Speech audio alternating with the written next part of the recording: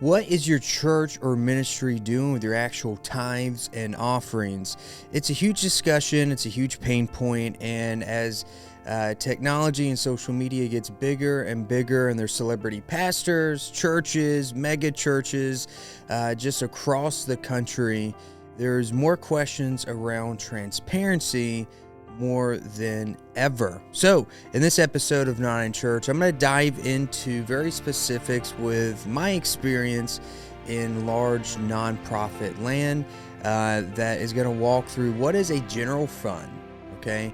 What is restricted funds? What does that even mean? And when I give a tithe, I give an offering, or I give a special gift towards a very specific project, where are those finances? Where's the revenue?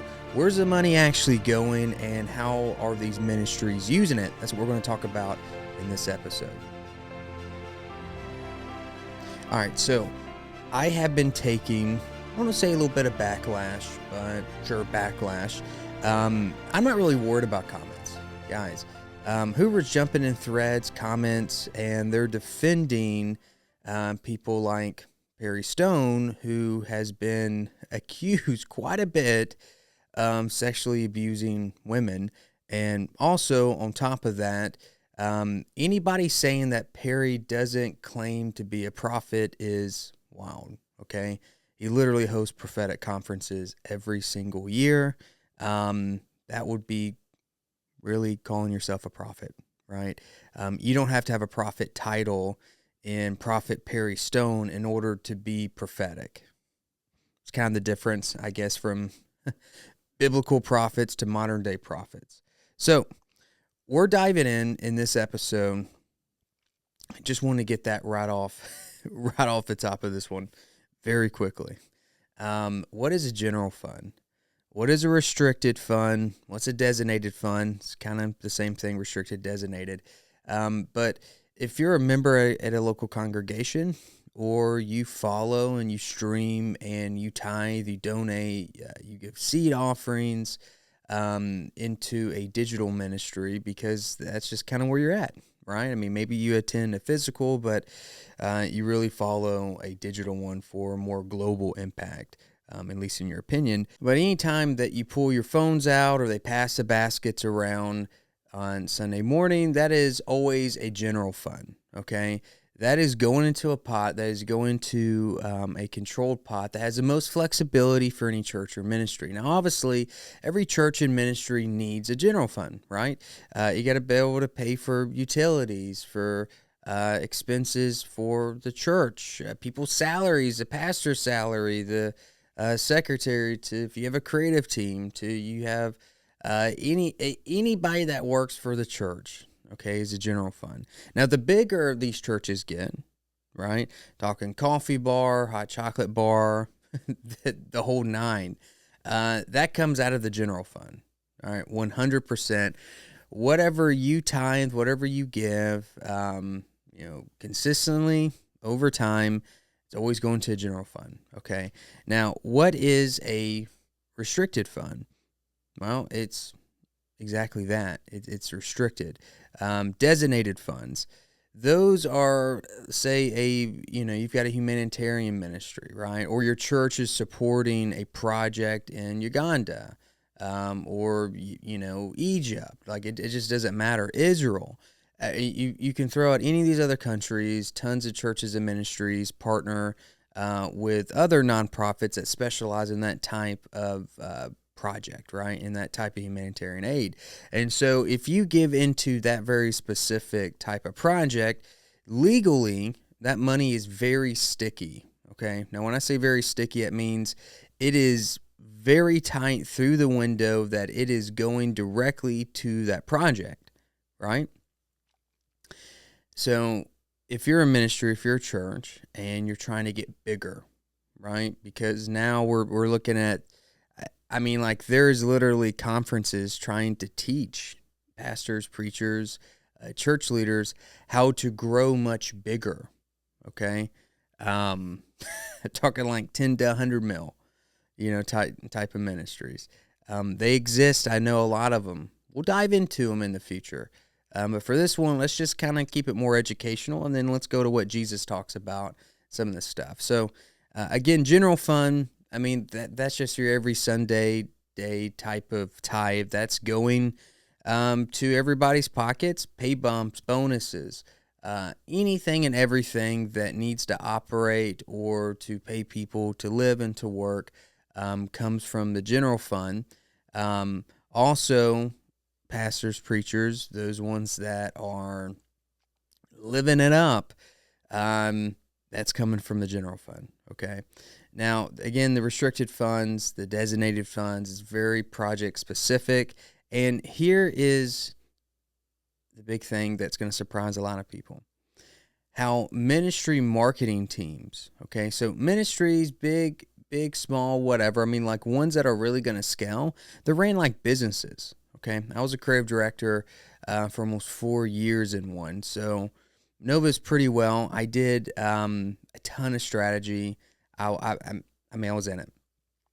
And during my time, I literally, me and one other person, but really primarily me on the content. I mean, I'm taking this with me right now and walking through, doubled the size of a ministry in 2.5 years because of the content of the marketing and creating very specific, marketing funnels and campaigns that would bring people through the content. The people would come through, and then we would essentially raise more money and donations that would go into the general fund, right? Everybody's got families. Everybody's trying to do a little bit better for their family. So, pay bumps, percentages, bonuses, all that stuff, it's coming from the general fund, okay?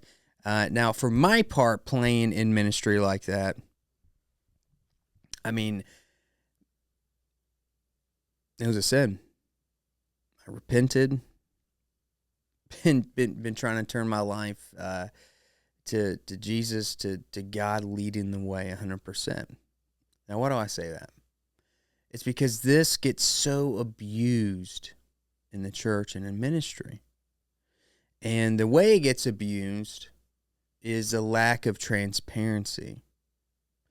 We all know those charismatic, prophetic prophets, apostles that are living it up. I mean, Sean Foyt, look at him. He's just a worship singer. Okay, if you don't know what I'm talking about, look him up. Sean Foyt, guys like that. And there's tons of them, okay? Buying mansions, buying real estate, buying properties, and the ministries, the donor dollars are paying for it. Now, I got some comments over the weekend because, I'm making some pretty bold claims that honestly I don't think are too far-fetched. And if any of these ministries wanted to come after me, they could, but they wouldn't want to go to actual discovery. Because if they went to discovery, right, and we're talking about suing me or suing other people that would actually bring this to light, then they would have to really throw out their finances, and they're not going to do it. Trust me on that. So, how this works, here's the inner working of what big ministries do and what these family-run ministries, how the family gets incredibly wealthy, like stupid, filthy wealthy, is all 100% real estate for the most part, right? Investments in other areas that are really for profits that the nonprofit pays for. But in real estate, what you can do is, of course, you have a board, right? Because of the IRS, you have to have a board. But it's just a board of hey buddies, okay? You get all these hey buddies on your board, and you say, hey, I'm going to go buy this beach house, right? I'm going to go buy this beach house down here because it's going to be used for, basically a ministry resort where we're going to have team members come in. We're going to do quarterly or annually type of gatherings. And so the board of hey buddies say, oh, yeah, that sounds great. You should totally do it. And then next thing you know, the ministry's striking a check for $1 million plus, couple mil, right? For this property. The family has a property, the leaders of this ministry, and what do you know? They're living in it. They're actually living in the property that the ministry owns, and the ministry pays all the bills for it. Okay? Now, these same leaders can go off and go purchase a property and then lease it back to the ministry in order for the ministry to pay that leader, that person back. They pay all the utilities, all the taxes, because it's being used for advancing God's kingdom, right? But who's it actually benefit? Benefits the actual leader, the actual person that owns the property. He's not paying any of the bills, or she's not. He, she, who. There, it is literally the perfect scam. It's a perfect scam, and donors have no idea.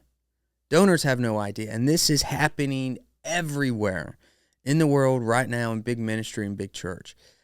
Primarily, really coming out of the charismatic, prophetic, apostolic side of things, because that's all the big vision, dreams. We're healing people, healing ministries.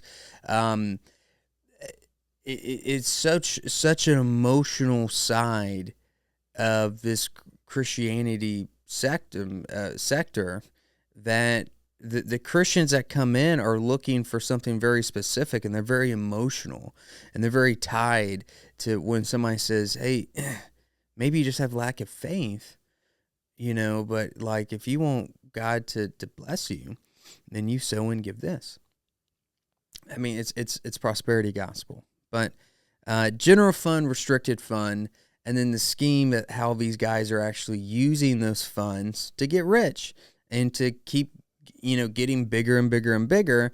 The ones that are very, very skilled at this like real estate type of move here are the ones that then will have the ministry invest in other type of startups or businesses.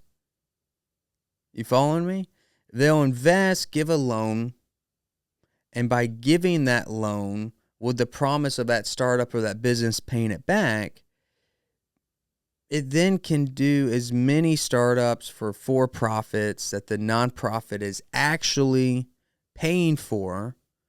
This is incredibly common. Let me walk you through that again. The nonprofit gives a loan to a startup, brand new business, whatever. It's a for-profit entity, for-profit business. They give this the loan in hopes, right, that this is so the for-profit's going to pay the nonprofit back. Just a loan term, right? What's wrong with that? Well, the for-profit fails, and this happens all the time. For-profit fails, millions of dollars are lost. Well, the nonprofit just eats it because they're not going to go after a for-profit that someone, right, within the ministry started. It's not going to happen.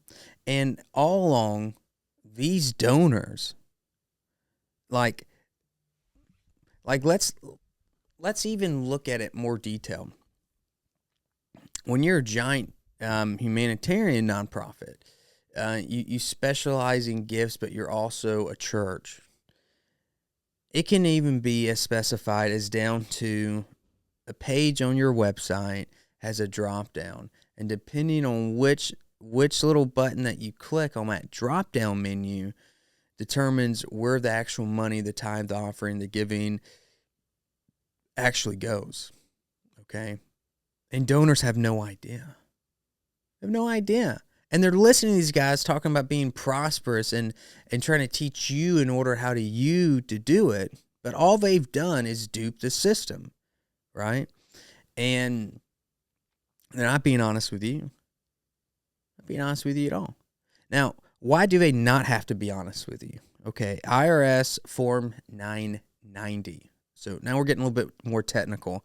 We started talking about general funds. We talked about restricted funds, okay? Walked you through some of the schemes that happens every single day, what these leaders are doing. What does our IRS actually say, okay? Almost every other 501c3 nonprofit in the U.S. is legally required to file this form, IRS Form 990. They need to do it to maintain an exempt status. Churches, conventions of churches, and their integrated auxiliaries are what? Guess what? Now, every other nonprofit has to file a IRS Form 990. to maintain a 501(c)(3) or a 501(c)(3) classification, but churches, integrated auxiliaries are exempt from this. So what is a Form 990? It's basically a public report card, okay? A Form 990 shares executive salaries, revenue sources, major expenses, and governance, okay? It could be board, whoever's on it, right? It's just transparency within it. Now, you can see where a church or ministry or an auxiliaries of churches and ministries can easily abuse the system. And if somebody wanted to get rich, what would they most likely do? They probably start a church or ministry, right? You don't have to file a 990. To be a 501(c)(3 for any other nonprofit, you have to file 990s. Your church or ministry, you can do it, but you don't have to. So here's what you can do. If you're having questions of your church or ministry or a leader, a certain prophet, certain apostle, right? Go look up their ministry. This is all public data. Just search out the ministry online and try to see if they filed a 990. And if they had in the past and now they're not, probably look at their lifestyle. Probably look at everything else. You'll probably start seeing everything in a different lens. So check that out first. What does the Word of God say? Right? For prophets, for apostles, for pastors, for preachers, for church leaders who are abusing the system, and those who are abusing general funds, they're using marketing techniques to kind of lead away from the designated funds, again, like the drop down. But you are abusing donations. That's exactly what you're doing. You're giving yourself incredible bonuses, incredible payouts, right? I mean, your salaries could be somewhat kind of modest, a couple $100,000, and that's pretty modest for this type of stuff. But then you're going out and you're buying other properties and you're having the ministry pay for it. You're having donor dollars pay for it. Come on. It's evil. It's corrupt. It's wrong. And you know it is. And if you truly deep down don't, like, it's impossible. But regardless, you're demonic. It's a demonic act to take people's tithes, the offerings, even use your old Leviticus, the old Levitical law, into the storehouse. You're abusing the storehouse. You're robbing it. Malachi 3 and 4. You're robbing God. How about that? We're going to go Old Testament. Even though we're in the New, right? I'm going to use some of your own tactics against you. Because if you're going to preach 10% and preach the prosperity gospel, that you have lack of faith, you need to give more to be healed. You need to give more to get blessing. Okay? You can't abuse it. And the only reason why you preach this stuff is so that you can get rich. Matthew chapter 6, verse 19. What does Jesus say about earthly possessions, money? Don't store up treasures here on earth where moths eat them and rust destroys them, and where thieves break in and steal. Store your treasures in heaven where moths, rust cannot destroy, and thieves do not break in and steal. Wherever your treasure is, there the desires of your heart will also be. No one can serve two masters. Verse 24. For you will hate one and love the other. You will be devoted to one and despise the other. You cannot serve both God and money. I don't really think we need to go more. It's so clear, guys. So clear. And I keep getting these questions. And if you're watching this and you got more questions, drop them in the comments because I'd be happy to walk you through. it's a giant marketing scheme, okay? And I played a huge part in literally doubling the size of a ministry. And you can look it up. Look me up. You'll figure out what ministry that is. It is what it is, right? It's a huge marketing scheme, and people are just still blown away that these modern day prophets and apostles would abuse finances. But again, like this whole thing that we're doing with Perry Stone, Joseph Z, Todd Coconato, uh, uh, Didio, whatever his name is, but just uh all this stuff about the aliens, UFOs, government, these meetings. It's drama, and it's stuff that I fully expect that these guys would do. They're distraction artists, right? And somewhere in the funnel, the marketing funnel, in their demonic head, that they're going to come to a point, and it's going to lead to a big activation, and there's going to be a big ask. And these ministries are going to grow a lot. It's just I think we need more people to be more transparent about this stuff, because I know there's way more people other than me out there that has worked in high level ministry that knows exactly what I'm talking about. And if that's you know somebody like that, encourage them to speak out and create some content, because this stuff doesn't need a pass. We don't need to give these people a pass, okay? They are leading the flock astray, and they're incredibly lukewarm because they know what to do, though they do not do it. They are sinning. They have love of money, and you cannot serve two masters. So that's a general fund. That's a restricted fund. That's how these guys abuse it, right?